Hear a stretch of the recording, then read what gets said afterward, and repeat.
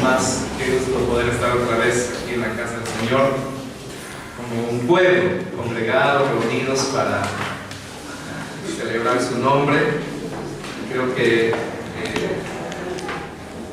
la alegría más grande que podemos tener como cristianos en este tiempo es la libertad de cantarle a nuestro Señor así fuerte, con instrumentos, con volumen, meditando en los muchos cristianos alrededor del mundo que no pueden tener esta libertad que nosotros gozamos. Hermanos, cada vez más vemos que el mundo está cambiando, las cosas se están poniendo muy difíciles para el pueblo de Dios, para la iglesia de Dios, y debemos de estar preparados y listos para ponernos firmes, para pararnos firmes en la brecha, para pararnos con convicción delante del mundo y estar dispuestos a sufrir la persecución si así ha de ser. Pero decir: yo soy cristiano, yo soy de Cristo, yo creo en la Biblia, yo creo en Jesús y que solo Él salva. Hermanos, estamos llegando ya, este es el último domingo de noviembre y también el último sermón de esta serie de Familias de Héroes. Hemos estado ya 5 meses, imagínense, 5 meses hablando de estos personajes de la palabra del Señor, y vamos a dar lectura una vez más a todo este capítulo 11. Si abres tu Biblia ahí en el capítulo 11, para recordarnos un poco de toda la trayectoria que hemos estado viendo. Quizás en estos meses te has identificado con uno de estos personajes. Quizás en estos meses has podido ver, ¿no? El Señor te ha hablado, el Espíritu Santo ha tocado tu vida, tu corazón, en ciertas cosas que necesitas seguir haciendo, en ciertas cosas que necesitas dejar de hacer. Quiero invitarles a ponerse de pie una vez más para leer la palabra del Señor en reverencia en el capítulo 11 de Hebreos. Capítulo 11 de Hebreos. Y me siguen con la mirada, dice así la palabra del Señor: es pues la fe, la certeza de lo que se espera, la convicción de lo que no se ve. Porque por ella alcanzaron buen testimonio los antiguos. Por la fe entendemos haber sido constituido el universo por la palabra de Dios, de modo que lo que se ve fue hecho de lo que no se veía. Por la fe Abel ofreció a Dios más excelente sacrificio que Caín, por la cual alcanzó testimonio de que era justo, dando Dios testimonio de sus ofrendas, y muerto aún habla por ella. Por la fe no fue traspuesto para no ver muerte, y no fue hallado porque lo traspuso Dios. Y antes que fuese traspuesto, tuvo testimonio de haber agradado a Dios. Pero sin fe es imposible agradar a Dios, porque es necesario que el que se acerca a Dios crea que le hay, y que es galardonador de los que le buscan.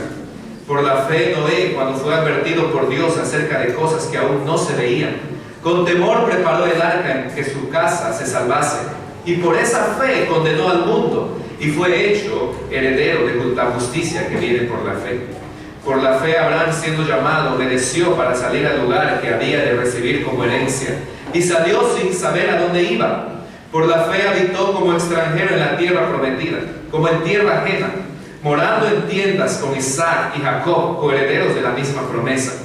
Porque esperaba la ciudad que tiene fundamentos, cuyo arquitecto y constructor es Dios. Por la fe también la misma Sara, siendo estéril, recibió fuerzas para concebir, y dio a luz aún fuera del tiempo de la edad, porque creyó que era fiel quien lo había prometido.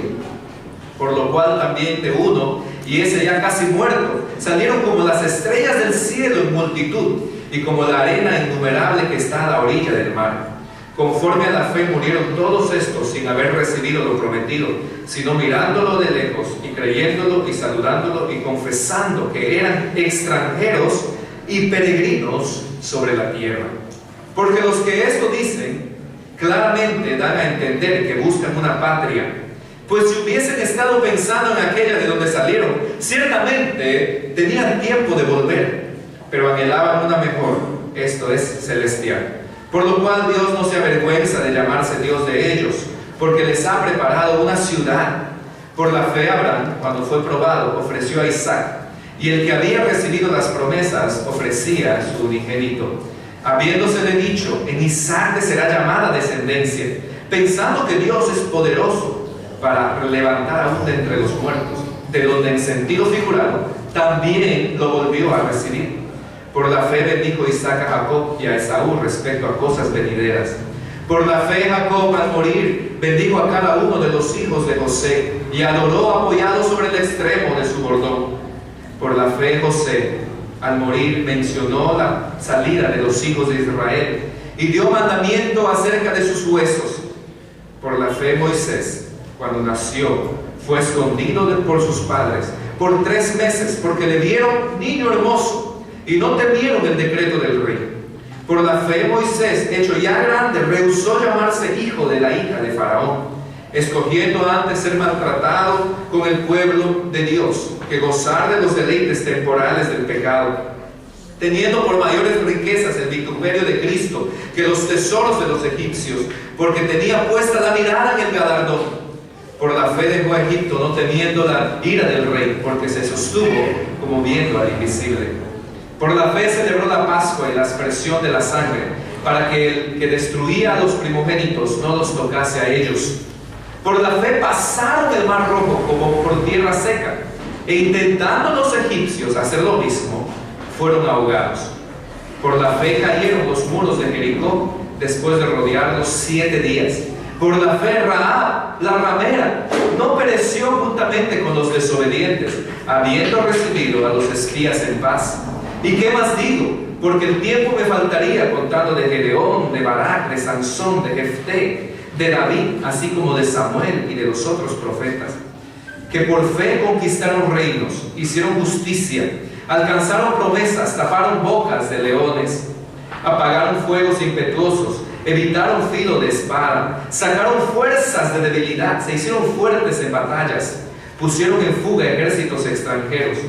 Las mujeres recibieron sus muertos mediante resurrección, mas otros fueron atormentados, no aceptando el rescate, a fin de obtener mejor resurrección. Otros experimentaron vituperios y azotes, y a más de esto, prisiones y cárceles. Fueron apedreados, aserrados, puestos a prueba, muertos a filo de espada. Anduvieron de acá para allá, cubiertos de pieles de ovejas y de cabras, pobres, angustiados, maltratados, de los cuales el mundo no era digno, errando por los desiertos, por los montes, por las cuevas y por las cavernas de la tierra. Y todos estos, aunque alcanzaron buen testimonio mediante la fe, no recibieron lo prometido, proveyendo Dios alguna cosa mejor para nosotros, para que no fuesen ellos perfeccionados aparte de nosotros. Por tanto, nosotros también, teniendo en derredor nuestro tan grande nube de testigos, despojémonos de todo peso y del pecado que nos asedia, y corramos con paciencia la carrera que tenemos por delante, puestos los ojos en Jesús, el autor y consumador de la fe, el cual por el gozo puesto delante de él sufrió la cruz, menospreciando el oprobio, y se sentó a la diestra del trono de Dios. Oremos al Señor. Padre amado, otra vez nos acercamos en oración a tu presencia y decimos: Señor, te necesitamos. Para caminar por fe necesitamos tu ayuda, tu dirección. Queremos encomendar en tus manos nuestras vidas, nuestros oídos, todo nuestro ser en esta mañana, y que tú hables con tu Espíritu Santo conforme a cada necesidad. Glorifícate, Dios mío, en medio de tu pueblo, en el nombre de Jesús. Amén. Pueden tomar asiento, queridos hermanos.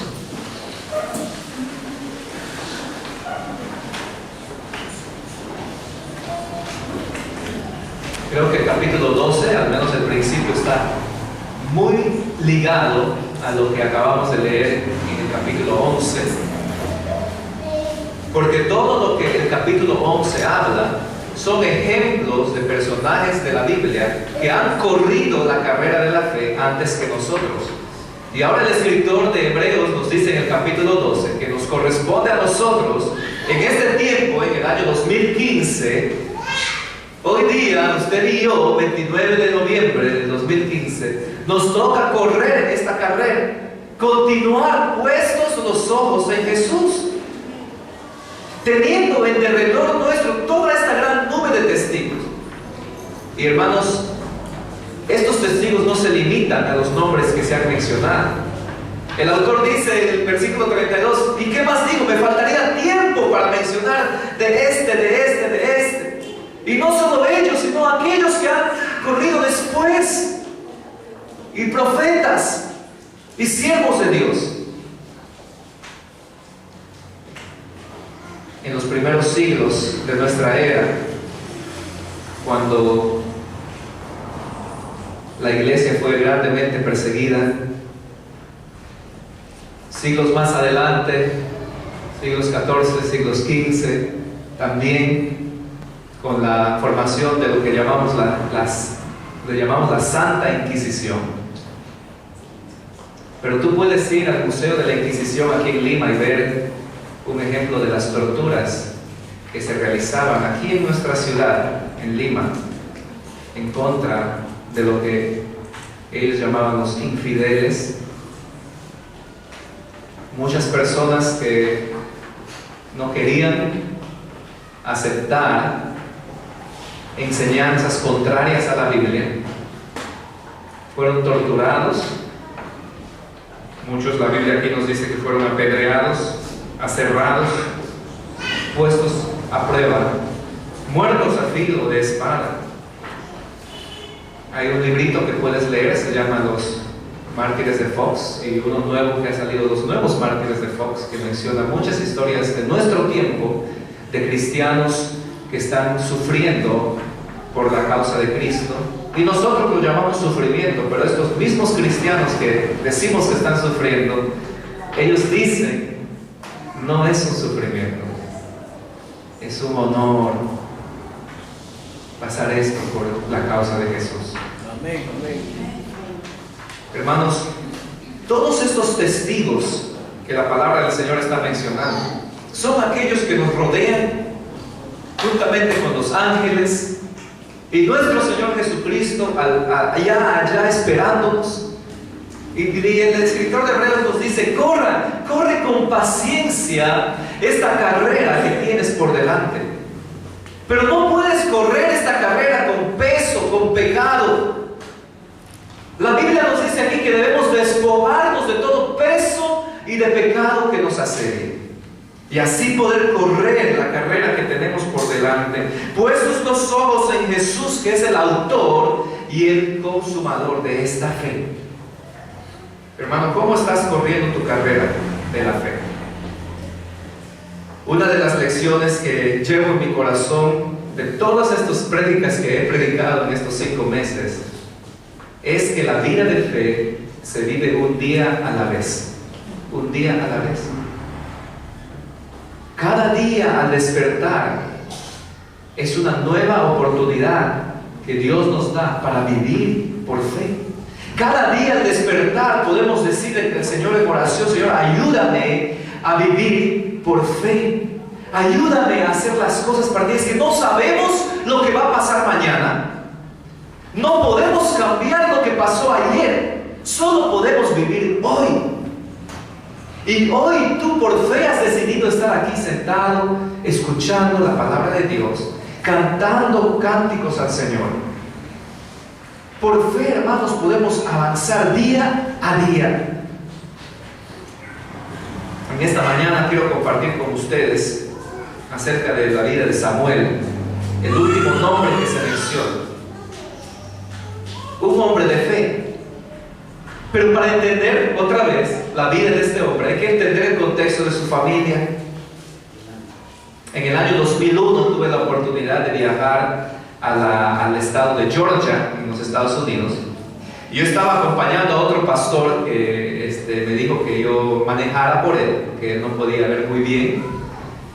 un pastor misionero, y llegamos allí a una iglesia donde estaban teniendo una conferencia misionera y había gran cantidad de gente y varias familias de misioneros que estaban hablando acerca del campo misionero donde ellos estaban sirviendo.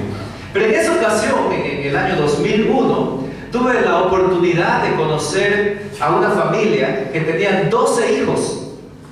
La hija mayor tenía 18 años y el hijo menor era un bebé de 6 meses. 12 hijos. Cuando terminó el culto, la reunión, todos podíamos acercarnos a los misioneros para saludarles, para conversar con ellos, como hacemos aquí. Y yo veía a esos niños en el patio de la iglesia corriendo por todas partes y estaban ahí, niños normales, ¿no? Niños normales, disfrutando, corriendo. Y sus padres, hermanos, eran las personas más alegres que yo había conocido. No se veía la esposa ni el esposo, no parecía que sean padres de 12 hijos. Ellos se veían tan refrescados, tan alegres, tan contentos, es la palabra. Tenían contentamiento en su corazón. No se veían cansados, agotados, agobiados, quejándose.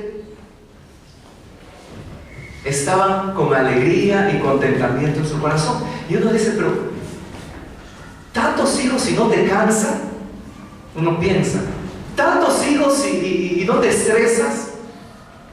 Y vez tras vez tras vez, a través de los años, escuchamos a parejas decir, yo tengo solo uno y no sé qué hacer. Yo tengo 2, yo no sé cómo tú lo haces. En otra ocasión estábamos en Florida y conocimos una familia con 7 hijos y todos se vestían igualito y bien sentaditos. Wow, yo quisiera tener mi familia así como todos bien portaditos. ¿Cómo hacen? Eso es imposible, dice. Ese es un trabajo de tiempo completo. Sí, es un trabajo de tiempo completo.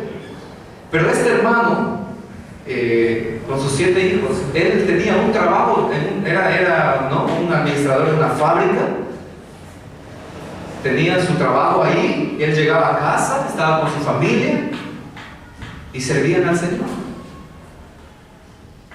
Y así, vez tras vez, pudimos conocer personas con familias numerosas. Cuando Silvia y yo nos comprometimos para casarnos, yo le dije, yo quiero tener solo un hijo entre tú y yo, pero yo quiero adoptar muchos hijos. Yo quiero adoptar niños sin papá y sin mamá. Y ella estaba, no, ¿por qué? ¿Por qué? No. Y acordamos que íbamos a tener 6 hijos. Ahorita estamos por 4. Nos faltan 2. Pero yo les digo, hermano, y les confieso, biológicamente, físicamente, ya nosotros no podemos tener hijos. Pero estamos convencidos de que nuestra familia no está completa. Y en cualquier momento Dios nos va a dar 2 hijos más. ¿Cómo va a ser? No lo sé. ¿De dónde vendrá? No lo sé. Pero en cualquier momento nosotros estamos orando y estamos preparados. Y Dios ha sido fiel en todo este tiempo. La mejor manera que una familia cristiana tiene de transmitir la fe de Cristo efectivamente es a través de los hijos. Es a través de los hijos. Y esta es un poco la historia de Samuel. Hace unos siglos atrás, una mujer llamada Susana Wesley es conocida porque tenía, si no me equivoco, 19 o 20 hijos. Y en su biografía se cuenta que Susana dedicaba todos los días un tiempo para cada uno de sus hijos. Es obvio que los 20 no estaban en casa al mismo tiempo. Hay que entender que no todos nacen al mismo tiempo, ¿verdad? Cuando ya un hijo está adolescente, hay otro que está pequeñito, Nos asustamos a veces, nos sorprende. ¿Cómo es posible? Pero es posible. Es un proceso de varios años. Si Dios te da la gracia y la fe para tener una familia numerosa, tenlo. Pero el caso aquí es diferente. El caso que vamos a ver de Samuel es muy diferente. Si es cierto que los hijos nos dan alegría, si es cierto que los hijos nos dan gozo, felicidad, y la Biblia dice que son una bendición, una herencia de Jehová, si eso es la verdad y lo creemos, entonces lo contrario también es la verdad. El no tener hijos trae quizás tristeza, desaliento. Pero hermanos, yo creo que Dios nos puede dar hijos adoptivos también. Dios puede usar a una familia en nuestra iglesia para amar a un hijo, a una hija que no tiene un papá o una mamá. Dios puede usarte a ti, Dios puede usarme a mí. Pero vamos a ver ahí en 1 de Samuel capítulo 1 a una familia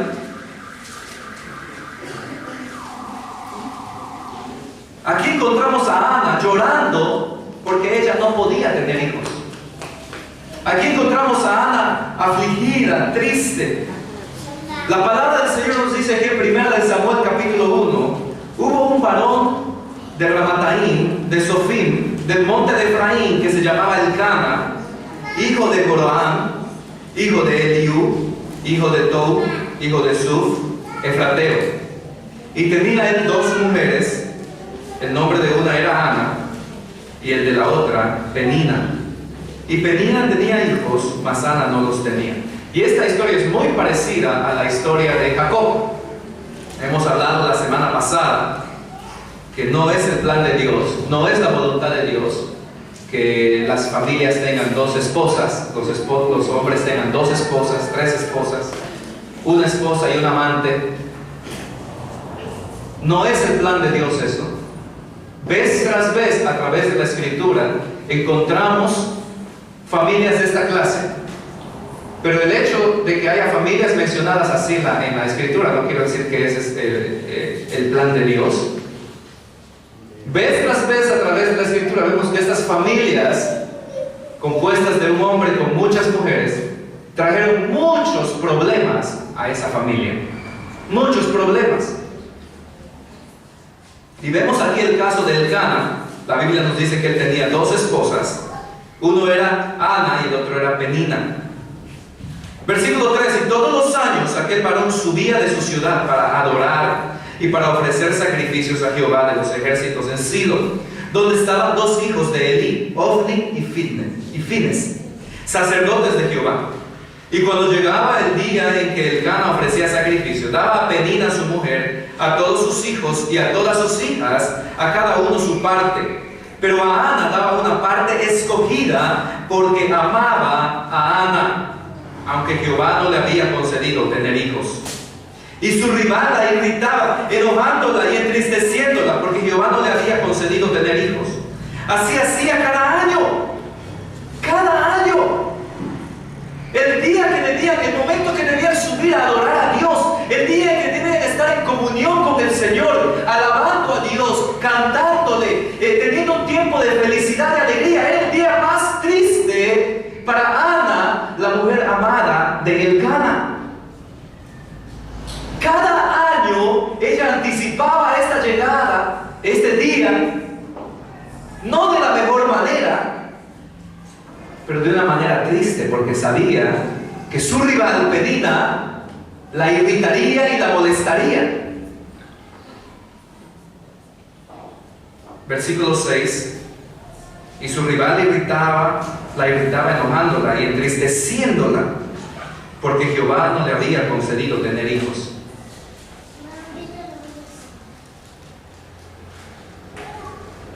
Aquí vemos, ¿no?, a dos mujeres. Yo creo que las mujeres tienen la capacidad ellas saben cómo irritarse entre ellas. Tienen un lenguaje que los hombres no entendemos. Tienen una manera de expresarse en la que ella sabe cómo molestar a otras mujeres. Pero aquí en la iglesia no hay así. ¡Qué bueno! Aquí en la iglesia no hay dos hermanas que se enojan entre ellas, ¿no? Hermanas de sangre, ¿verdad? Aquí en la iglesia no, porque todas son santas. Pero quizás tú has visto a otros. Quizás tú has visto a tu vecina, cómo se pelea con su hermana, cómo se pelea con su mamá, cómo se pelean con la nuera, con la suegra, cómo se pelean. Pero aquí no. Amén, hermanas. Amén. Los hombres, las hermanas no.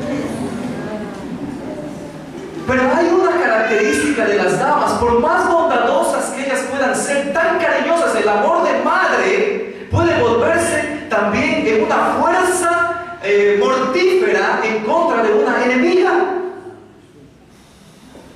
Tan grande es el amor de una madre hacia sus hijos, así es tan grande la rivalidad que puede tener en contra de alguien también.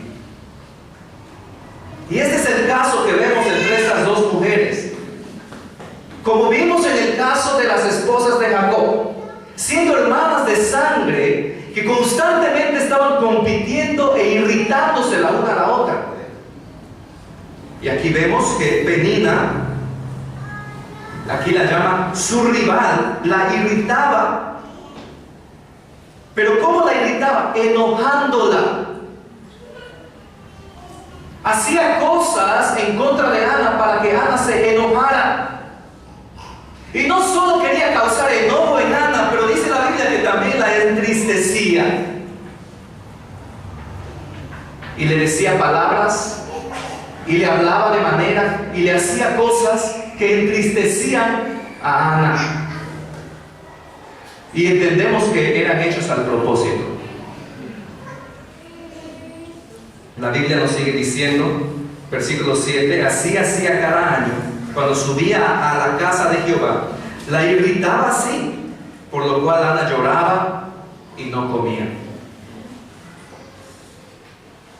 Ana lloraba y no comía.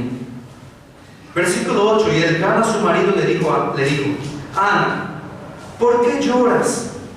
¿Por qué no comes? ¿Y por qué está afligido tu corazón? ¿No te soy yo mejor que 10 hijos?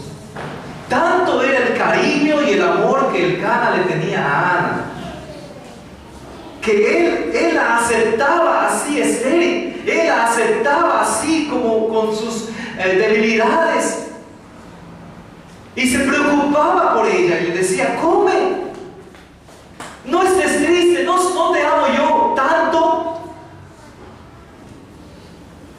Y se levantó Ana después que hubo comido y bebido en Silo. Y mientras el sacerdote estaba sentado en una silla junto a un pilar del templo de Jehová, ella con amargura de alma oró a Jehová y lloró abundantemente. E hizo voto diciendo, Jehová de los ejércitos, si te dignares mirar la aflicción de tu sierva y te acordares de mí y no te olvidares de tu sierva, sino que dieres a tu sierva un hijo varón, yo lo dedicaré a Jehová todos los días de su vida y no pasará navaja sobre su cabeza. Aquí encontramos a una mujer, a una madre, antes de siquiera concebir, dispuesta a entregar su hijo para el servicio del Señor.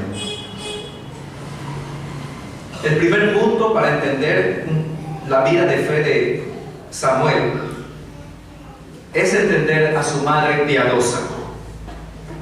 Samuel nació en respuesta a sus oraciones.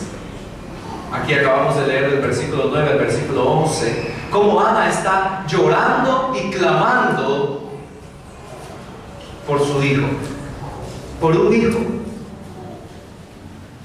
¿Le hemos orado nosotros al Señor alguna vez por los hijos que queríamos tener? Yo recuerdo que Silvia y yo estuvimos pasando tiempos muy, muy difíciles cuando Oscar fue concebido. Y una petición que yo tenía delante del Señor, yo le dije, Señor, dame un hijo varón. dame un hijo varón. Hazme justicia delante de nuestros adversarios. Y oré al Señor, y oraba todos los días. Señor, yo no tengo control. Nosotros humanamente no podemos controlar si va a ser varón, si va a ser mujer. El único que tiene todo el control eres tú, Señor. Pero danos un hijo varón que te pueda servir, que te pueda amar. Y orábamos poniendo nuestras manos en su vientre. Y Oscar lleva ese nombre, Oscar Daniel, porque Daniel significa Dios es mi justicia, o Dios es mi juez. Y cuando Oscar nació, Dios nos hizo justicia. Dios me dio el hijo varón que yo estaba pidiendo. 2 años después estábamos por tener a Ana. Y estábamos pasando tiempos muy difíciles también en nuestra familia, tiempos económicos muy duros. Y necesitábamos la gracia de Dios. Y por eso nuestra hija lleva ese nombre, Ana Graciela. Ana, que significa gracia, y Graciela, que significa gracia. Doble gracia. En honor a sus abuelas también, mi mami se llama Graciela, mi suegra se llama Ana. Pero en honor a ellas y en respuesta a las oraciones de Dios, necesitamos gracia en abundancia, doble gracia. Y Ana nació. Y Benjamín, su nombre también significativo, el hijo de mi mano derecha, el hijo de mi fortaleza, también viene a nuestra familia en un momento en el que necesitamos la fuerza del Señor. Y finalmente pero no la última, Abigail Esther. Y Abigail significa el regocijo de un padre. Y Abigail quizás es la hija que más me ha hecho llorar a mí, pero es la hija que más alegría me ha dado. Es la que se pega en mi pierna y no me suelta. Quiere estar con papá siempre. Cada hijo tiene un significado, por cada hijo hemos orado. Señor, que se haga tu voluntad. Y sobre todo que nuestros hijos te amen, que nuestros hijos te sirvan. Y esa es la oración que Ana hacía en este lugar, en el altar, llorando delante del Señor, clamando delante de Dios. Señor, por favor, dame un hijo varón. Y si es varón, yo te lo voy a consagrar, te lo voy a entregar. Y desde pequeño, desde su nacimiento, desde el vientre, te lo entrego a ti, Padre. Y así vemos que Samuel nace en respuesta a las oraciones de su madre. Samuel nace en respuesta al clamor, a las lágrimas de Ana. Una madre piadosa, una madre de oración, una madre de hacer votos y hacer promesas delante de Dios. Versículo 11 nos dice que ella lo dedicó aún antes de nacer. Ella dedicó a su bebé, ella dedicó a su hijo aún antes de nacer. Y aquí le dice Ana, yo lo dedicaré, versículo 11, la última parte, yo lo dedicaré a Jehová todos los días de su vida. Ana, una madre piadosa, también llevó a su hijo a Silo para ser educado por el sacerdote. Prácticamente Samuel fue consagrado por sus padres. Versículos 24 al 28, leamos, dice: después que lo hubo destetado, lo llevó consigo con 3 becerros, un efa de harina y una vasija de vino, y lo trajo a la casa de Jehová en Silo. Y el niño era pequeño, lo acababa de destetar. Hemos escuchado de niños que son destetados a los 3, 4, pues a los 5, aún hasta los 7 años. No sabemos con exactitud cuántos años tenía Samuel cuando fue traído a Silo, pero para estar en un número seguro vamos a decir que unos 5 años, un niño pequeño. Algunos han dicho unos 3 años. Pero cualquiera que haya sido su edad, vemos que era un niño pequeño, dice la palabra de Dios. y el niño era pequeño. Versículo 25. Y mataron el becerro, trajeron el niño a Elí, y ella dijo: oh Señor mío, vive tu alma, Señor mío, yo soy aquella mujer que estuvo aquí junto a ti orando a Jehová. Por este niño oraba, y Jehová me dio lo que le pedí. Yo pues lo dedico también a Jehová. Todos los días que viva será de Jehová. ¿Cuántos de ustedes le van a entregar a sus hijos para que Dios los críe? Amén. ¿Alguien me quiere entregar a su hijo para que... ¿Cuántos de ustedes traerían aquí a sus hijos para vivir aquí con nosotros? Para nosotros criarles, para nosotros darles de comer, para nosotros enseñarles, para ponerles aquí a trabajar en la iglesia, para servir al Señor, para el ministerio del Señor. ¿Cuántos de ustedes quieren que sus hijos sirvan al Señor? ¿Cuántos de ustedes quieren que sus hijos crezcan y sean entregados a la obra del Señor?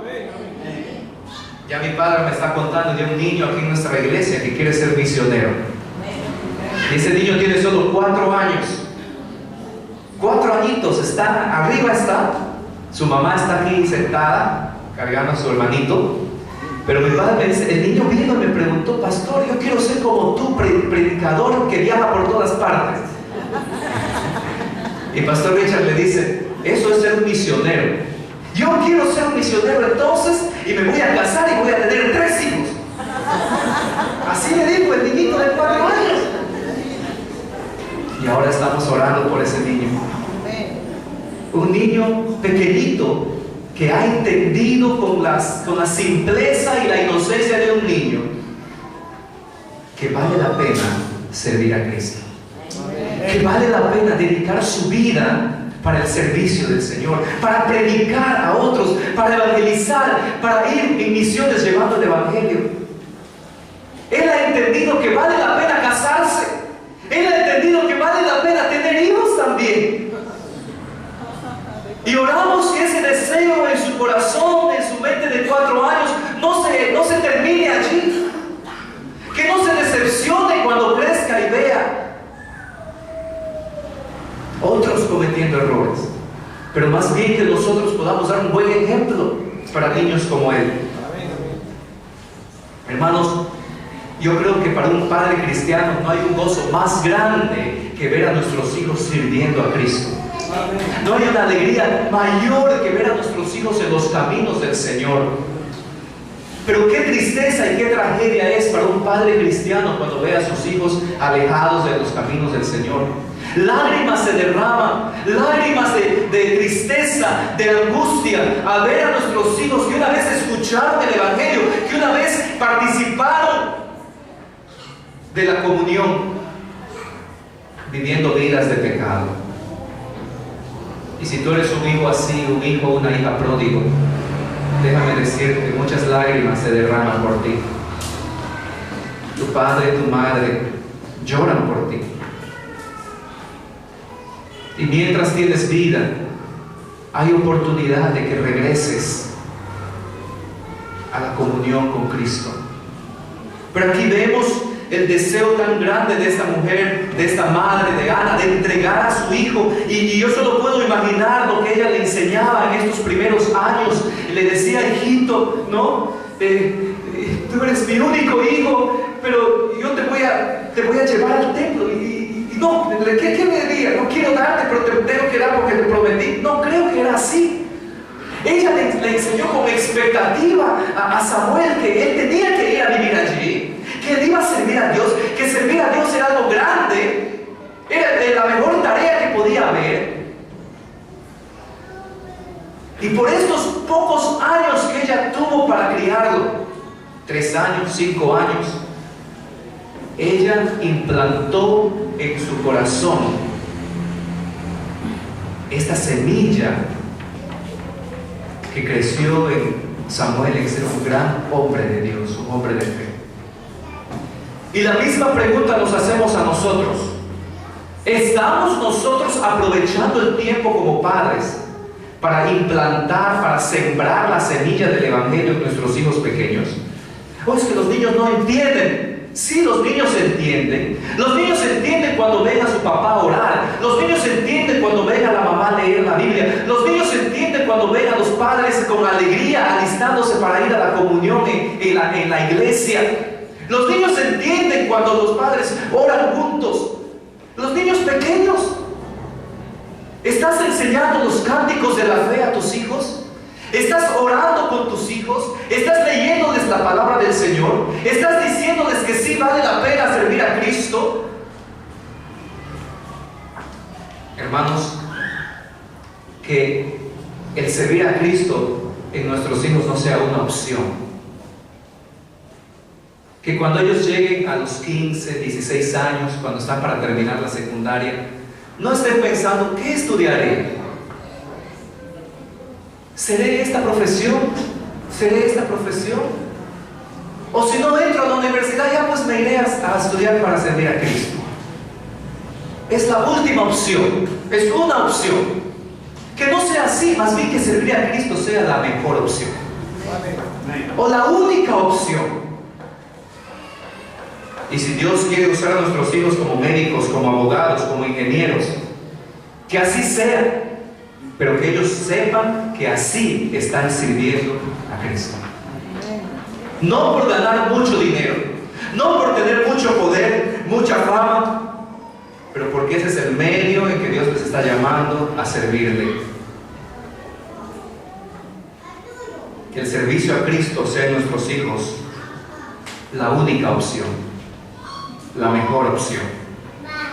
Capítulo 2, versículo 19 nos dice la Biblia que Ana le traía, dice, leamos ahí, y le hacía a su madre una túnica pequeña y se la traía cada año cuando subía con su marido para ofrecer el sacrificio acostumbrado. Vemos aquí una madre piadosa, vemos aquí una madre que ora, vemos aquí una madre que dedica a su hijo antes de que naciera. Vemos aquí una madre que cumple su promesa. No solamente oró por un hijo, no solamente dedicó a su bebé ahí en el vientre, pero cumplió su promesa, que cuando su hijo nació, después de enseñarle, de entrenarle, de amamantarlo y decirle, hijito, tú vas a ir al templo, yo te voy a dejar allí, yo ya no voy a estar contigo, tú vas a servir a Jehová, y eso es lo mejor, hijito, que vas a tener. Y después de eso lo llevó y lo entregó en manos del sacerdote. Y vamos a ver que la fe de Ana no estaba tanto en Elí, pero estaba en Dios. Porque cuando vemos la historia de la familia de Elí, nos vamos a caer, ¿no?, para atrás y decir, ¿cómo es posible que Ana entregue a su bebé, a su único hijito, a un hombre que no sabe ni criar a sus propios hijos? Y vemos que los hijos de Elí eran hombres paganos y perversos, que hacían cosas en contra de Dios, y Dios tuvo que castigarles con la muerte. ¿Cómo es posible que todo el pueblo lo sabía? Todo el pueblo sabía lo que los hijos de Elí hacían. ¿Cómo es posible que Ana se atreva a entregar a su hijo a este hombre? Pero Ana no se lo estaba entregando a este hombre, Ana se lo estaba entregando a Dios. Y su fe estaba en Dios. Y Ana enseñó a Samuel en estos pequeños tiempos que tuvo con él a tener esta misma fe en Dios. Yo le pregunto a ti padre y madre, ¿cuánto tiempo más tienes para estar con tus hijos? ¿Cuánto tiempo más tienes para estar con tus hijos?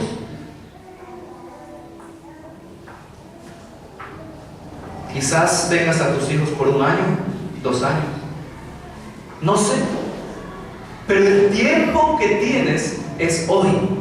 Hoy, domingo 29, es el día que Dios te ha dado para estar con tus hijos.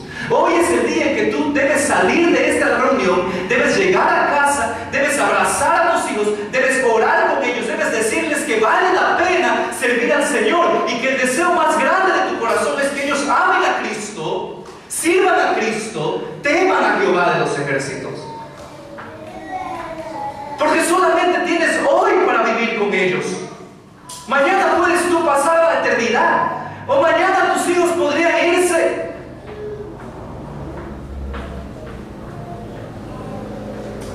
Y vemos aquí aquí que era una madre comprometida porque cada año le traía su túnica. Cada año le cosía y le decía: hijito, este trabajo que tú tienes es especial.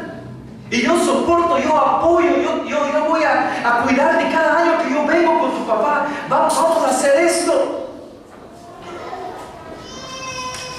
Qué duro es para un padre, para una madre dejar a un hijo. Pero no debería ser duro si lo estamos dejando en las manos de Dios. Y cada día debemos entregar nuestros hijos en las manos de Dios. Cada día al despertar, cada noche al acostarnos, orar: Señor, toma sus vidas, ellos son tuyos. Veamos aquí en el capítulo 2, versículo 20, algo que pasó en la vida de ellos. Dice aquí, versículo 20 en adelante: y Elí bendijo a Elcana y a su mujer, diciendo: Jehová te dé hijos de esta mujer, en lugar del que pidió a Jehová. Y se volvieron a su casa, versículo 21. Y visitó Jehová a Ana, y ella concibió y dio a luz 3 hijos y 2 hijas. Y el joven Samuel crecía delante de Jehová. Ella tuvo en total ¿de cuántos hijos? 6 hijos. Samuel, 3 hijos varones más, 2 hijas mujeres. Dios bendijo a Ana. Dios le hizo justicia. Dios le trajo alegría. Dios le dio el gozo de criar más hijos para Dios, más hijos para el Señor, en lugar del hijo que ella entregó a Jehová. Así vemos que su madre fue una mujer piadosa. Veamos ahora la niñez extraordinaria de Samuel. En el capítulo 2, versículo 18, versículos anteriores ahí, dice la palabra del Señor: y el joven Samuel ministraba en la presencia de Jehová, vestido de un efod de lino. Samuel ministraba delante del Señor, aún siendo niño. Hermanos, nuestros hijos pueden servir al Señor. Nuestros niños quieren servir al Señor. No les quitemos ese privilegio, no les quitemos ese deseo, esa alegría de servir a Cristo. Es difícil levantarse en la mañana y traerlos a la iglesia. Es difícil prepararles el desayuno. Es difícil cambiarlos. Es difícil despertarlos. Es difícil bajarlos, ¿no? Es difícil traerlos a la iglesia. Sí, es difícil. Es trabajoso. Pero vale la pena. Vale la pena cuando lo haces con alegría, con contentamiento. ¿Y por qué tenemos que ir a la iglesia otra vez? Y mi hijo Benjamín me pregunta: ¿y hoy es un día de iglesia largo o un día de iglesia cortito? Porque los miércoles son cortitos y los domingos son largos. Digo, hoy día es todo el día. ¿Y por qué? Y hoy día me hizo esa misma pregunta mientras desayunaba. Te hay que explicar. Vamos a adorar a Dios porque Jesús murió por nosotros. Y Él resucitó el primer día de la semana. Y Él nos dijo que debemos reunirnos para recordarle a Él. Y yo no le digo así: sí, es que hay que ir, pues. Es nuestro trabajo, es nuestro deber. Es un mandato de la Biblia, ¿no? Y como tú estás en mi casa, pues vas a venir conmigo. No, yo no le pongo esta cara y este tono de voz. Es que Dios nos ha salvado. Hijo, Dios me ha salvado. Yo estoy agradecido con Dios. Y Él nos manda en la Biblia a reunirnos para recordarle, para cantarle. Y por eso vamos a ir juntos para cantar a Jesús, porque el primer día de la semana Él resucitó. Y el domingo es el primer día de la semana. Y estoy así con una sonrisa, con alegría, porque hay alegría en mi corazón. Y quiero transmitir a mi hijo esta misma emoción, esta misma gratitud. Y luego, papá, ¿por qué 2 días? ¿Por qué no solo un día? No, es que el otro día nos reunimos para orar. ¿Y sabías qué? Le digo, quizás deberíamos reunirnos todos los días como iglesia. No, pero la gente tiene que trabajar, los jóvenes van al colegio y es difícil reunirnos todos los días, pero un día nos juntamos en la semana para orar juntos como iglesia. Y otro día para alabar a Jesús, para cantarle los domingos, para recordar que Él murió y que Él resucitó y que Él viene otra vez. Y entendió lo que le dije esta mañana. Y estuvo aquí en el culto de niños, ahora está en su clase. Y el cambio no va a suceder de la noche a la mañana, pero poco a poco sembramos la semilla y oramos y clamamos al Señor: por favor, ten misericordia de nuestros hijos, Padre. Y vemos aquí, hermanos, que desde niños los niños pueden entender y pueden ministrar. Y cuando los niños salen a cantar aquí, están ministrando al Señor, están ministrando a la congregación. ¡Qué bonito! Y qué bonito ver jovencitos que están tocando los instrumentos, que de niños han estado aquí. Y ahora el Señor ha despertado en sus corazones el deseo de aprender más, el deseo de servirle. Pero no podemos dejarlos allí, tenemos que seguir, hacer un seguimiento, entrenarles, enseñarles más de la palabra de Dios. Pero vemos aquí que en su niñez ya Samuel estaba ministrando ante el Señor. También vemos que él tuvo uno de los llamados más maravillosos al servicio de Dios que cualquier otra persona en la Biblia. ¿Por qué? Porque él tuvo un llamado cuando aún era niño. Veamos capítulo 3, vamos a leer del 1 en adelante. Dice aquí: el joven Samuel ministraba a Jehová en presencia de Elí. O sea que él no estaba ministrando solo. Elí le estaba enseñando, le estaba acompañando, estaba mirando cómo hacía, y le corregía, le enseñaba. Los niños necesitan dirección, necesitan que un adulto les guíe. Pero no quiere decir que los niños no pueden hacer las cosas. Aquí estaba Samuel, el joven ya jovencito, Samuel ministrando a Jehová en presencia de Elí. Y la palabra de Jehová escaseaba en aquellos días. No había visión con frecuencia. Y aconteció un día que, estando Elí acostado en su aposento, cuando sus ojos comenzaban a oscurecerse de modo que no podía ver, Samuel estaba durmiendo en el templo de Jehová, donde estaba el arca de Dios. Y antes que la lámpara de Dios fuese apagada, Jehová llamó a Samuel, y él respondió: heme aquí. Y corriendo luego a Elí dijo: heme aquí, ¿para qué me llamas? ¿O para qué me llamaste? Y Elí le dijo: yo no he llamado, vuelve y acuéstate. Y él se volvió y se acostó. Versículo 6. Y Jehová volvió a llamar otra vez a Samuel. Y levantándose Samuel vino a Elí y dijo: heme aquí, ¿para qué me has llamado? Y él dijo: hijo mío, yo no he llamado, vuélvete y acuéstate. Y Samuel no había conocido aún a Jehová, ni la palabra de Jehová le había sido revelada.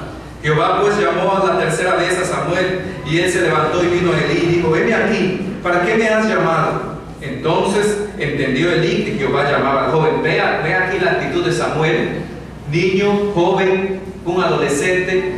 Pienso que ya estaba en sus años de adolescencia, pero no estaba quejándose. No le gritaba desde su cuarto: ¿qué quieres? ¿Qué? Como cuando un papá o una mamá llama a un hijo, ¿verdad? Pero aquí en la iglesia no hay hijos así, malcriados, no hay hijos desobedientes. Papá y mamá: hijo, hija, ven. Samuel, ven. Y él viene: sí, papá, sí, mamá, aquí estoy. ¿O acaso hay a uno aquí que: ¿qué quieres? Aquí no hay así, ¿verdad? Espero que no. Pero aquí vemos el ejemplo de Samuel. Desde pequeño, desde joven, había aprendido a escuchar el llamado. Y si Dios te va a llamar a ti, joven, señorita, tú tienes que aprender a escuchar la voz de tu papá y de tu mamá primero. Porque si tú no sabes escuchar y distinguir la voz de tu papá y de tu mamá primero, ¿cómo vas a escuchar la voz de Dios? ¿Cómo vas a atender cuando Dios te llame? Si no estás ni siquiera dispuesto a escuchar y obedecer a aquel que puedes ver con tus ojos, ¿cómo vas a escuchar y escuchar la voz de cuando Dios, a quien no ves, te esté llamando? ¿Y cuántos jóvenes se hacen ilusionar y dicen: yo quiero ser misionero, yo quiero ser misionera? Pero no quieren escuchar a sus padres todavía. Les faltan el respeto, les gritan, les maltratan. Pero no vemos el caso de Samuel así. Vemos a un jovencito, un adolescente, que escuchaba la voz de papá, que escuchaba la voz de mamá, que escuchaba la voz del sacerdote Elí, que él pensaba que era la voz de Elí. Pero él venía delante de él y le decía: heme aquí, me llamaste. Y seguimos viendo aquí, versículo 9. Y dijo Elí a Samuel: ve y acuéstate, y si te llamare dirás: habla Jehová, porque tu siervo oye. Así se fue Samuel y se acostó en su lugar, obedientemente. Versículo 10: y vino Jehová y se paró. Interesante esta palabra, ¿no? Que vino Jehová y se paró. Se paró ahí delante de Samuel, de su cama. Y la Biblia nos dice que el ángel de Jehová acampa alrededor de los que le temen y los defiende. Y la Biblia nos dice que muchas veces hemos recibido huéspedes en nuestra casa y sin saberlo hemos hospedado a ángeles. Y a través de la historia bíblica encontramos que el ángel de Jehová, que es nuestro mismo Señor Jesucristo, se ha aparecido a muchas personas para encomendarles trabajos especiales. Y este es el mismo caso que vemos aquí. Viene el mismo Jehová y se para delante de la cama del niño, del joven, y le llama y dice, y le llamó como las otras veces: Samuel, Samuel. Entonces Samuel dijo: habla, porque tu siervo oye. Y Jehová dijo a Samuel: he aquí, haré yo una cosa en Israel, que a quien la oyere le retiñarán ambos oídos. Aquel día yo cumpliré contra él todas las cosas que he dicho sobre su casa, desde el principio hasta el fin, y le mostraré que yo juzgaré su casa para siempre por la iniquidad que él sabe, porque sus hijos han blasfemado a Dios, y él no los ha estorbado. Y aquí hay otra lección que vale la pena mencionar. Elí se había convertido en un padre consentidor, en un padre sin autoridad, en un padre que sus hijos hacían lo que querían y él no les estorbaba. Si la única misión que tienes en tu vida es estorbar a tus hijos, cúmplela. Porque si tus hijos están haciendo mal delante de Dios, tú eres el único que tienes la autoridad de Dios para decirle: hijo, hija, arregla, haz cuentas con Dios. Y a los hijos no nos gusta que nuestros padres nos digan que estamos haciendo mal. A los hijos no nos gusta que los padres nos digan qué hacer. A los hijos no nos gusta escuchar el consejo de papá y mamá. Preferimos ver el consejo de la vecina. Preferimos ver el consejo de aquí, de los libros, de la televisión. Y prenden la radio y ahí vienen los consejeros amorosos, ¿verdad? Y ahí los muchachos están escuchando y pidiendo consejo a gente del mundo, a gente que ni les conoce. Pero las personas que más te aman, que son tus padres, no quieres escuchar el consejo de ellos.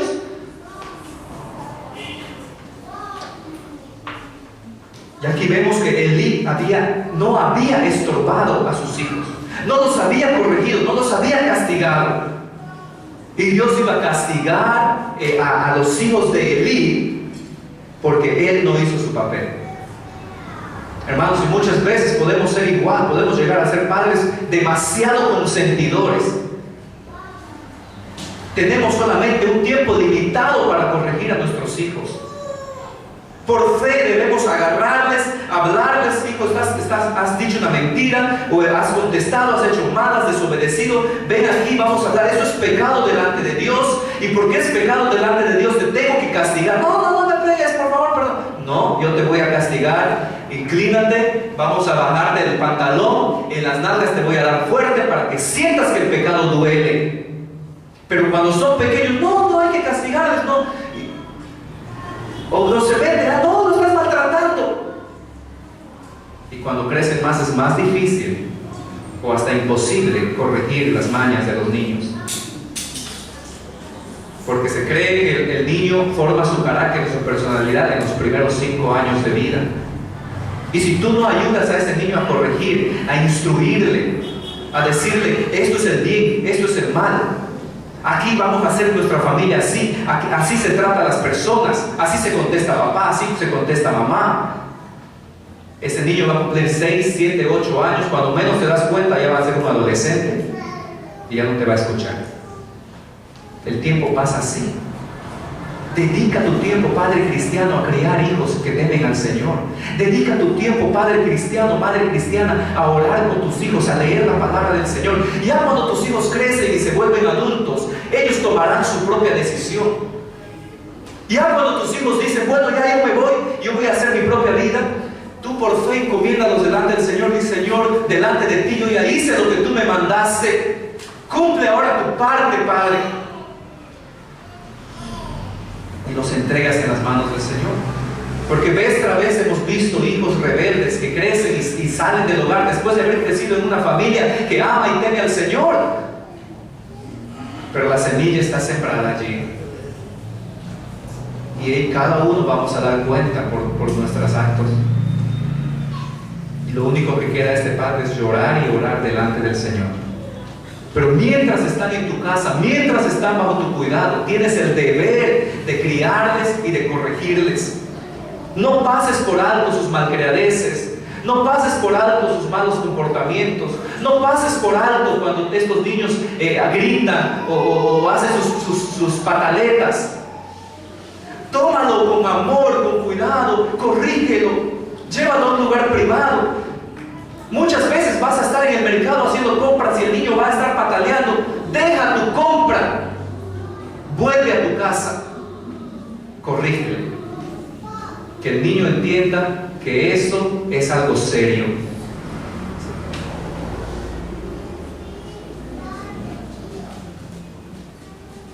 Hermanos, aquí Dios tuvo que juzgar a Elí y a sus hijos, porque Elí no había corregido, no los había estorbado. Versículo 14, por tanto, dice Dios, yo he jurado a la casa de Elí que la iniquidad de la casa de Elí no será expiada jamás, ni con sacrificios ni con ofrendas.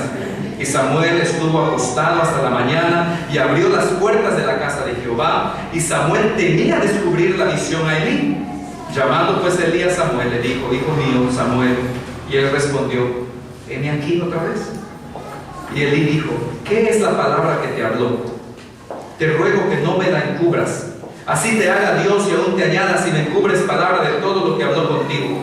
Y Samuel se lo manifestó todo sin encubrirle nada. Entonces él dijo, Jehová es, haga lo que bien le pareciera. Hermanos, vemos en estos versículos, 18 versículos del capítulo 3, que Dios usó de una manera maravillosa, hizo un llamado maravilloso delante de Samuel y lo usó de una manera extraordinaria, muy diferente a otras personas también de la palabra de Dios. Pero no solamente veo eso, veo aquí, vamos al capítulo 2, versículo 26. Aquí encuentro algo que me llama bastante la atención acerca de lo que la palabra dice acerca de Samuel. Dice aquí, y el joven Samuel iba creciendo y era acepto delante de Dios y delante de los hombres. Este versículo se parece mucho a lo que dice Lucas capítulo 2, versículo 52 acerca de nuestro Señor Jesucristo. Lucas capítulo 2, versículo 52 nos dice así la palabra de Dios: y Jesús crecía en sabiduría y en estatura y en gracia para con Dios y los hombres. Muy parecido, Samuel, dice aquí versículo 26, y el joven Samuel iba creciendo en estatura y era acepto, o sea, tenía gracia delante de Dios y delante de los hombres. Qué bendición es para un padre cuando sus hijos crecen y crecen con gracia delante de Dios y de los hombres, cuando son aceptados como gente de bien vivir, cuando son aceptados como hombres y mujeres que temen al Señor. Amén. Que así nuestros hijos los honren, que ellos puedan dar un buen testimonio delante de los hombres, para la gloria de Dios, no para nuestro orgullo, no para nosotros decir: oh, has visto a mi hijo que es tiene un 20 en el colegio, ha salido estudiante honorario. Felicidades, hermanita, felicidades, hermanito, seguramente usted ha hecho todo para que su hijo logre así, ¿verdad? Y tenemos esa tendencia de tener orgullo por nuestros hijos. Pero hermanos, el único orgullo que debemos tener es en la gracia de Dios. Amén. Nuestra única gloria es en nuestro Señor Jesucristo. Es por la gracia de Dios que nuestros hijos pueden dar un buen testimonio. No por nada que nosotros le podamos enseñar, no por nada que nosotros le podamos ofrecer. Es la gracia de Dios en la vida de nuestra familia. Veamos el último punto acerca de la vida de Samuel. Vemos que su fe, él lo hereda de una madre piadosa. Su niñez fue una niñez extraordinaria, muy parecida a la de Cristo. Se recuerda el capítulo 2, versículo 26 y Lucas 2:52. Pero vemos ahora sus años de madurez. El Señor le dio revelaciones especiales y se convirtió en profeta. Veamos capítulo 3, del versículo 19 al 21. Nos dice la palabra de Dios: y Samuel creció y Jehová estaba con él, y no dejó caer en tierra ninguna de sus palabras. Y todo Israel, desde Dan hasta Beerseba, conoció que Samuel era fiel profeta de Jehová. Y Jehová volvió a aparecer en Silo, porque Jehová se manifestó a Samuel en Silo por la palabra de Jehová. El Señor le dio revelaciones especiales y Samuel se convirtió en un profeta en el pueblo de Dios, reconocido por todo el pueblo. Hermanos, en un tiempo de decadencia moral en la nación de Israel. Porque Samuel viene a la historia en el pueblo de Dios en un momento en el que estaban saliendo del tiempo de los jueces. Si tú lees el último capítulo del libro de Jueces, los últimos versículos, nos dice que en ese tiempo cada uno hacía lo que bien le parecía. Entonces viene Samuel, Dios levanta a Samuel de forma milagrosa, ¿verdad? Ana concibe y es entregado en el templo de Dios, y Dios usa a este jovencito, a este niño primero, a este jovencito, y dice que no deja caer en tierra ninguna de sus palabras. Todo lo que Dios le revelaba y Samuel comunicaba al pueblo, Dios lo cumplía. Y era un tiempo en el que la Biblia nos dice que había escasez de revelación, escasez de profecía. Y la gente estaba viviendo vidas desordenadas. Pero cuando Samuel se para y cuando Dios juzga por medio de la palabra dada a Samuel a los hijos de Elí, y se cumple, el pueblo tiene temor, el pueblo tiene miedo, y el pueblo dice: Señor, ay de mí. Entonces vemos aquí que Dios usa a Samuel y lo convierte en un gran profeta, y a partir de Samuel viene toda una era de profetas en la historia de Israel. Al igual que Moisés y Cristo, hay un tiempo considerable en su vida del cual no tenemos ningún registro detallado. Hay una parte en la vida de Moisés que no sabemos qué pasó cuando él estaba en el palacio. Hay una parte de la vida de Jesús que no sabemos qué pasó desde que Él nació hasta que apareció en el templo, luego desde los 12 años hasta que tuvo 30 años, no sabemos. Y ahora igualmente con Samuel. Hay una parte de su vida en la que nosotros desconocemos qué es lo que hacía. La Biblia nos da una pista, nos ilumina un poco y nos dice que Él estaba ministrando. Y luego Dios lo empieza a usar. Seguramente en todo este tiempo Samuel estaba viviendo una vida cotidiana, normal, porque nos dice que crecía en gracia para con Dios y en gracia para con los hombres. Ahora vemos también, hermanos, mientras Samuel llega a crecer, encontramos una parte muy triste para mí también, y difícil a veces de aceptar, pero es los hijos de Samuel. Los hijos de Samuel. Vamos al capítulo 8, versículo 1. Vemos que él nombró a sus hijos como jueces sobre Israel. Dice: aconteció que habiendo Samuel envejecido, puso a sus hijos por jueces sobre Israel. Seguramente Él les enseñó, seguramente los crió en el camino del Señor, y ahora los vemos a ellos puestos como jueces delante del pueblo. Pero vemos en los versículos 3 al 5 del capítulo 8 que la maldad de sus hijos le dio al pueblo una excusa para exigir a un rey. Dice aquí: pero no anduvieron, dice, los hijos por los caminos de su padre. Antes se volvieron tras la avaricia, dejándose sobornar y pervirtiendo el derecho. Entonces todos los ancianos de Israel se juntaron y vinieron a Ramá para ver a Samuel. Y le dijeron: he aquí, tú has envejecido y tus hijos no andan en tus caminos. Por tanto, constitúyenos ahora un rey que nos juzgue como tienen todas las naciones. Tristemente, ¿no? Vemos el caso de, casi repitiéndose, el caso de Elí, ¿no? Y muchas veces podemos caer en este error en el ministerio, en el que dedicamos todo nuestro tiempo, toda nuestra energía a resolver los problemas de otros, cuando en nuestras casas también hay mucha necesidad. Así que, hermanos, yo con todo mi corazón, con el cariño que les tengo, yo les amo, yo les digo, mi primer ministerio de mi esposa y de mí son nuestros hijos, nuestra familia. Yo necesito ministrar a mi esposa, yo necesito ministrar a mis hijos, y yo quiero que ustedes hagan lo mismo con sus propias familias. Tomen tiempo para venir a la iglesia juntos. Venir a la iglesia como familia es parte de esa administración. Orar juntos, cantar juntos, tener tiempo de recreación juntos, tiempo de descansar, un tiempo solo de relajarse, es necesario como familia.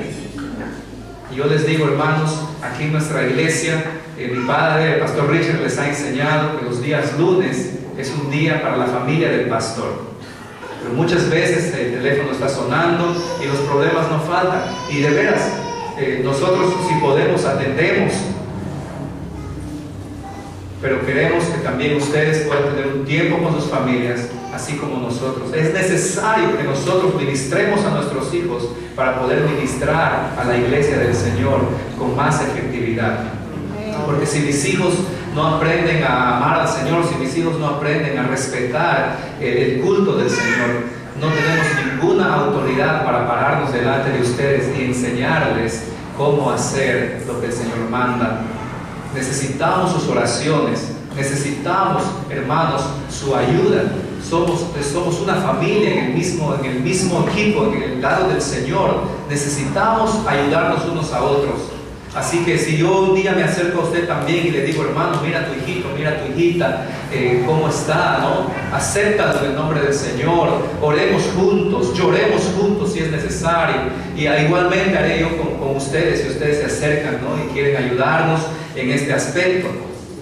Pero, hermanos, es triste muchas veces ver vez tras vez como hijos de pastores, de misioneros, de predicadores, no quieren saber nada de las cosas del Señor. Y por un momento en mi vida yo estuve así también, rebelde delante del Señor. Yo no quise saber nada del ministerio, yo no quise saber nada de la obra de Dios. Yo quería tener mi profesión también secular. Yo decía: voy a ser un cristiano de banca, voy a ganar mucho dinero, voy a dar mi ofrenda y ya nada más. Yo quiero sentarme en la banca y no hacer nada más. Yo no quiero nada que ver con la iglesia. ¿Por qué? Porque por muchos años yo he visto a los mismos cristianos, a la iglesia, maltratando a mis padres. Pero mis padres siempre dedicando su tiempo con amor, con dedicación a la obra del Señor. Porque muchas veces las personas con quien más tiempo dedicamos son las personas que más maltratan a los siervos de Dios. Y yo he recibido el buen consejo del pastor Richard. Y nosotros debemos dedicar más tiempo más bien a nuestras familias. ¿De qué sirve, hermano, que yo le predique de la familia? ¿De qué sirve que yo le predique a los matrimonios? ¿De qué sirve que yo le predique a los jóvenes? Si aquí se queda solo con una prédica y usted como padre en casa no pone en práctica lo que la palabra del Señor dice.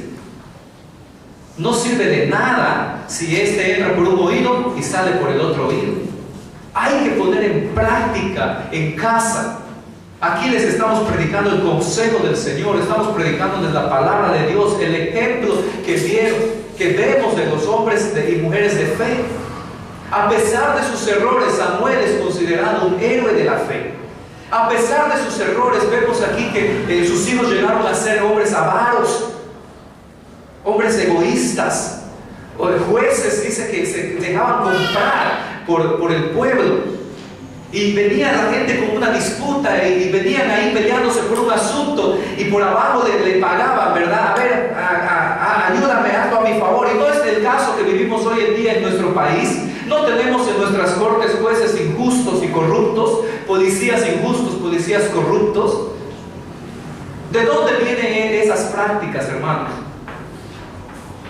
Muchas veces podemos criarles no con el conocimiento del Señor, pero al final y al cabo los hijos toman sus propias decisiones. Pero necesitamos orar, clamar al Señor por nuestros hijos. El deseo de Israel de tener un rey era en realidad un rechazo al Señor. Samuel trata en vano de disuadirlos de su decisión. Ahí ve en el capítulo 8, 19 al 22. Y Dios le dice, no me han rechazado, no te han rechazado a ti, me han rechazado a mí, dice Dios.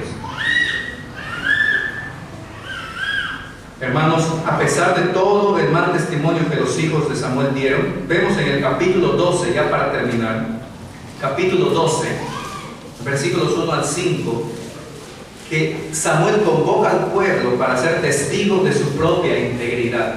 Samuel les dijo Samuel a todo Israel: he aquí, yo he oído vuestra voz en todo cuanto me habéis dicho, y os he puesto rey.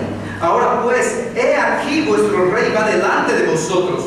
Yo soy ya viejo y lleno de canas, pero mis hijos están con vosotros. Aquí da a entender como que los hijos arreglaron cuentas. Yo lo veo así, hermanos. No, Dios no juzgó a los hijos de Samuel como juzgó a los hijos de Elí. Parece que lo que dice la Biblia es que Elí se enteró de las cosas malas que sus hijos hacían y él no hizo nada. Solo parece que les fue a hablar: ya pues, hijitos, no sean así. Lea usted la historia. Pero no les estorbó. Y aquí vemos en el capítulo 8 que el pueblo le dice: tus hijos no están portándose bien.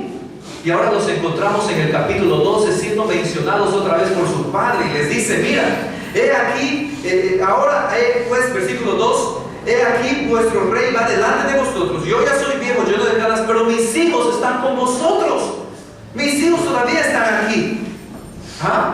Dios no ha desechado a los hijos de Samuel. Dios está usando, parece, aquí lo que Samuel está diciendo a sus hijos. Parece que Samuel puso la mano firme y rectificó, y los jóvenes se arreglaron cuentas con el Señor. Y Dios ha mostrado su misericordia y está usando a estos hombres, a estos hijos de Samuel para la gloria de Dios. Y dice: aquí están mis hijos, y yo he andado delante de vosotros desde mi juventud, mejor dicho, desde mi niñez hasta este día. Aquí estoy a testiguar contra mí delante de Jehová y delante de su ungido, porque ahí estaba el rey Saúl también. Si he tomado el buey de alguno, si he tomado el asno de alguno, si he calumniado a alguien, si he agraviado a alguno, o si de alguien he tomado cohecho o soborno para cegar mis ojos con él, y os lo restituiré. Versículo 4: entonces dijeron: nunca nos has calumniado, ni agraviado, ni has tomado algo de mano de ningún hombre. Y él les dijo: Jehová es testigo contra vosotros, y su ungido, el rey Saúl, también es testigo en este día, que no habéis hallado cosa alguna en mi mano. Y ellos respondieron: así es. Hermano, qué bonito testimonio de este siervo de Dios que se para delante del pueblo y les dice: aquí estoy, juzguen ustedes ahora a mí. Yo ya les he juzgado todos estos años, ya soy viejo. Miren, aquí están mis hijos, estuvieron haciendo mal en el capítulo 8, pero aquí en el capítulo 12 están aquí delante de ustedes. Juzguen si yo alguna vez les he sobornado, juzguen si alguna vez les he robado, les he calumniado, juzguenme. Y ellos juzgan y dicen: no, Samuel, nunca has hecho así. Y entonces él dice: Dios sea testigo, el rey Saúl sea testigo. Así es, dice el pueblo. Hermanos, que Dios ayude a sus hijos, que Dios ayude a su pueblo a poder ser así como Samuel, hombres de fe, mujeres de fe. Usted no tiene que ser pastor, usted no tiene que ser misionero, maestra de escuela dominical para buscar el ejemplo de esos hombres de fe. Estos hombres de fe dejan el ejemplo para todo cristiano. Para todo cristiano. Tanto tú como yo debemos mirar estas vidas y decir: Padre, ayúdanos a vivir por fe cada día. Padre, mira, mis hijos no están haciendo bien, ayúdame a corregirles, ayúdame a estorbarles, a ponerle la mano allí mientras tengo tiempo. En el capítulo 19, versículo 20, parece que Samuel establece aquí lo que se conoce como la primera escuela de profetas. Y Y para terminar ya, vamos al capítulo 25, versículo 1. Capítulo 25, versículo 1. Murió Samuel y se juntó todo Israel y lo lloraron y lo sepultaron en su casa en Ramá. Todo el pueblo de Israel lloró por la muerte de Samuel. Todo el pueblo dio testimonio de que él era un hombre de fe, un hombre de Dios. ¿Cuántas personas darán testimonio de ti en tu entierro, en tu velorio? Vendrá toda tu familia a decir ciertamente, fulanito, fulanita, dio testimonio. Ciertamente hemos perdido un gran hombre, una gran mujer de Dios. Podrá decir la iglesia, podrá decir la comunidad. No nos cabe duda de que hemos perdido a un hombre, a una mujer grande, un hombre, una mujer de fe. ¿O será que no llorarán en tu sepelio? Ponte a pensar, hermanos, no tenemos mucho que vivir más. No tenemos promesa de mañana. En cualquier momento pasamos a la eternidad. Den testimonio de Cristo. Viva por fe. Pon tus ojos en Cristo. Capítulo 12 de Hebreos. Pon tus ojos en Cristo, tan lleno de gracia y amor, y lo terrenal sin valor será a la luz del glorioso Señor. Qué bonito es cuando nuestros ojos están en Jesús y Él vale más que lo terrenal. Que así sea tu deseo. Oremos al Señor. Amado Padre Celestial, perdónanos por ser negligentes muchas veces en la crianza de nuestros hijos. Pero mientras están en casa, mientras son pequeños, todavía hay tiempo de restituir nuestros errores. Ayúdame a mí a ser un hombre de fe. Ayúdame a mí a imitar a estos héroes de la fe, que un día mi familia también pueda ser una familia de fe.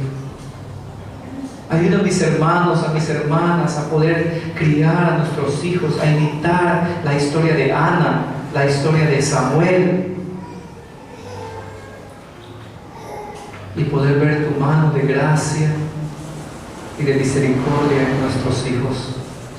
Te damos gracias porque nos has permitido estudiar tu palabra a través de este capítulo 11 de Hebreos y cada personaje que se menciona aquí. Y ciertamente el tiempo nos faltaría y mucho de qué hablar. Pero así encomendamos nuestra vida en tus manos. Que tú nos ayudes a correr la carrera de fe, puestos los ojos en Jesús. Te lo pedimos en el nombre tuyo. Amén.